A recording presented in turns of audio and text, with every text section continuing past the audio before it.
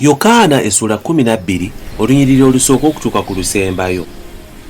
Awo bwe zaali nga zisigaddeyo ennaku 6 okutuusa ku Kuyitako, Yesu n'ajja e Besaniya eyali Laazaalo, Yesu gwe yazuukiza mu bafu.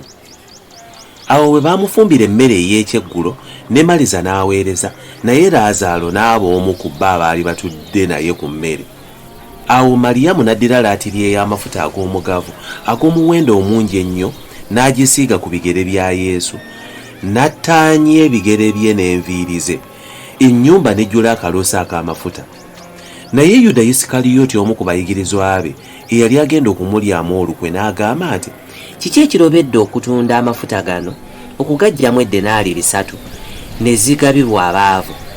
Kale yayogera bw'atyo si lwa kulumirwa baavu, naye kubanga yali mubbi, ye yakwatanga ensawo n'atwalanga bye yateekangamu. Awo Yesu n'agamba nti, mumuleke agaterekera olunaku olw'okuziikibwa kwange, kubanga abaavu be muli nabo ennaku zonna, naye nze temuli nange ennaku zonna. Awo ekibiina kinene eky'Abayudaaya ne bategeera nga Yesu yali Besaniya, ne bajja ssekulu wa Yesu yekka, era naye balabe ne Laazaalo gwe yazuukiza mu bafu.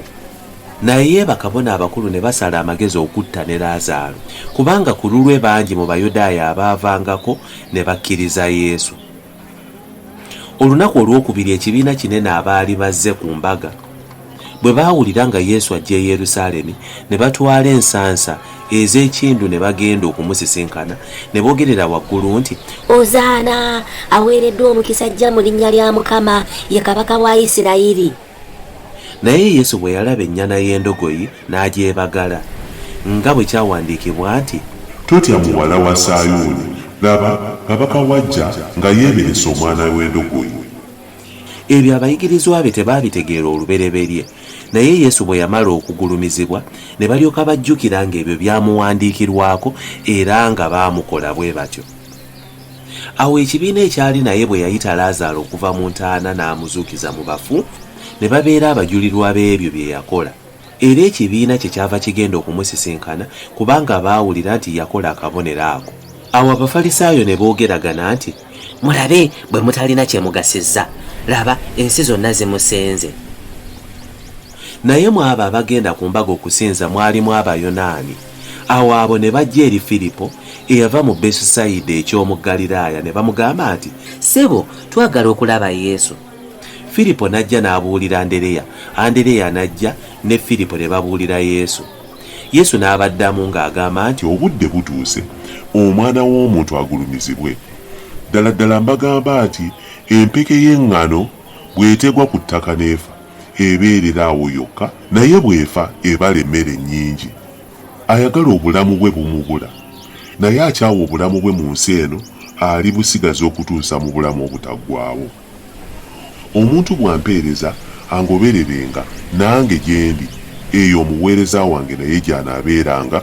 Omuntu bw'ampeereza kitange alimussaamu ekitiibwa. Kaakano omwoyo gwange gweraliikiridde era njogere ntya, kitange ndokola okunzigya mu kiseera kino, naye kye nnava ntuuka mu kiseera kino. Kitange gulumiza erinnya lyo. Awo eddoboozi ne liva mu ggulu nti, naaligulumiza era ndirigulumiza nate. Awo ekibiina ekyali kiyimiridde bwe kyawulira ne kigamba nti, kubadde kubwatuka. Abalala ne bagamba nti, malayika ayogedde. Yesu n'addamu n'abagamba nti, eddoboozi lino terizze ku bwange naye ku bwammwe. Kaakano ensi eno esalirwa omusango, kaakano omukulu w'ensi eno anaagoberwa ebweru. Nange bwe ndiwanikibwa ku nsi ndiwalulira abantu bonna gye ndi. Naye yayogera atyo ng'alaga okufa kwe bwe kuli kwagenda okufa. Awo ekibiina ne kimuddamu nti, ffe twawulira mu mateeka nti Kristo abeererawo emirembe n'emirembe. Naawe kiki ekikugambya nti omwana w'omuntu kimugwanira okuwanikibwa? Oyo omwana w'omuntu y'ani? Awo Yesu n'abagamba nti, esigaddeyo ebiro bitono ng'omusana gukyali gye muli. Mutambule nga mukyalina omusana, ekizikiza kireme okubakwatira mu kkubo. Atambulira mu kizikiza tamanya gy'agenda.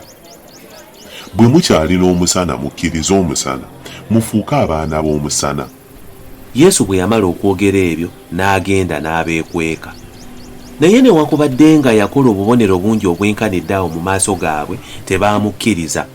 Ekigambo kya nnabbi Isaaya kituukirire kye yayogera nti, Mukama ani eyakkiriza ebigambo byaffe? Kyebaava balema okuyinza okukkiriza kubanga Isaaya yayogera nate nti, n'abakakanyaza omutima baleme okulaba n'amaaso n'okutegeera n'omutima bakyuke ndyoke mbawonye. Ebyo Isaaya yabyogera kubanga yalaba ekitiibwa kya Yesu era n'amwogerako. Naye bangi mu bakulu abaamukkiriza, naye olw'okutya Abafalisaayo tebaayatula baleme okugobebwa mu kkuŋŋaaniro, kubanga baayagala ekitiibwa ky'abantu okusinga ekitiibwa kya Katonda.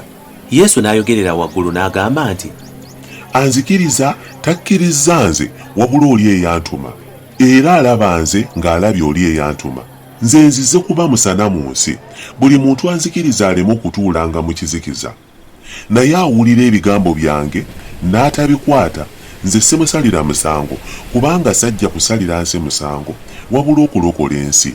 N'atakkiriza bigambo byange alina amusalira omusango, ekigambo kye nayogera kye kirimusalira omusango ku lunaku olw'enkomerero.